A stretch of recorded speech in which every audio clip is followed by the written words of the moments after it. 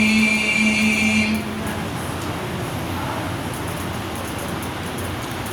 بسم الله الرحمن الرحيم.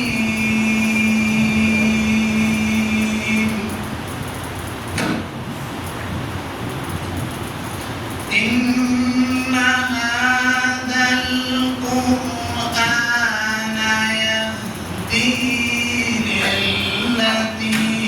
هي أقوم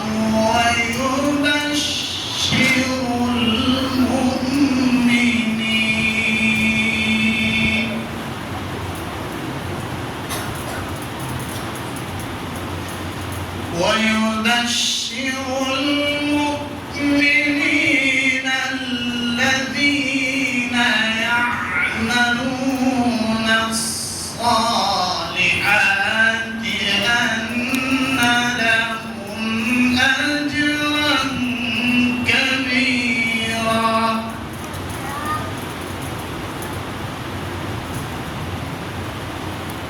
وأن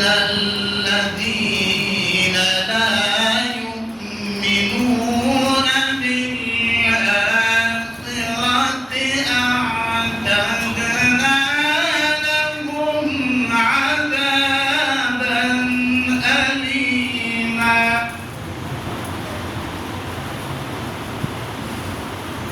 ويدعو الإنسان بالشر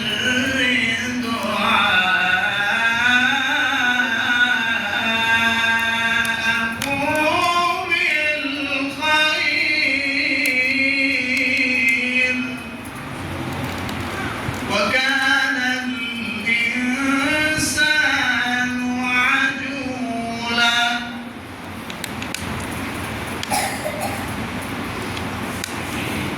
وجعلنا الليل والنهار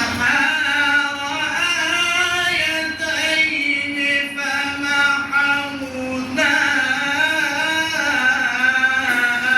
آية الليل وجعلنا آية النهار مبصرة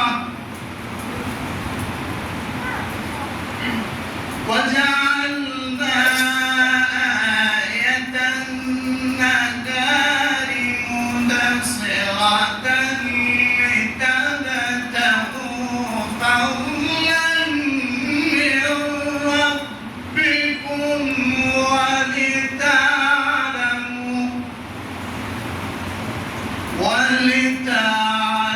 ولتعلموا عدد السنين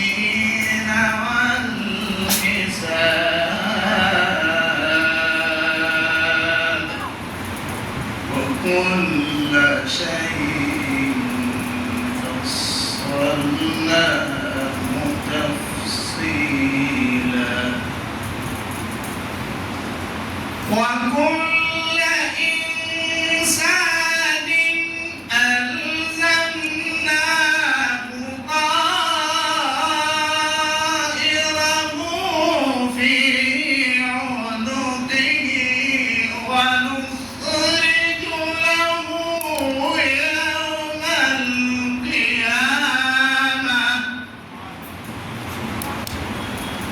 ونخرج له يوم القيامة كتابا يلقاه منشورا اقرأ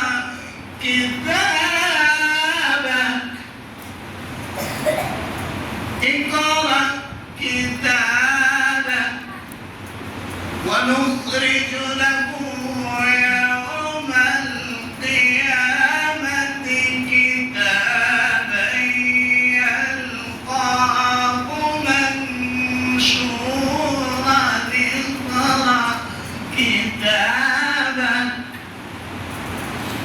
كفى بنفسك اليوم عليك حسيبا اقرأ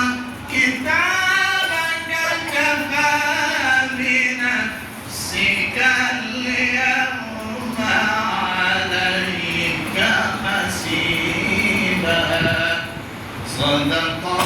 الله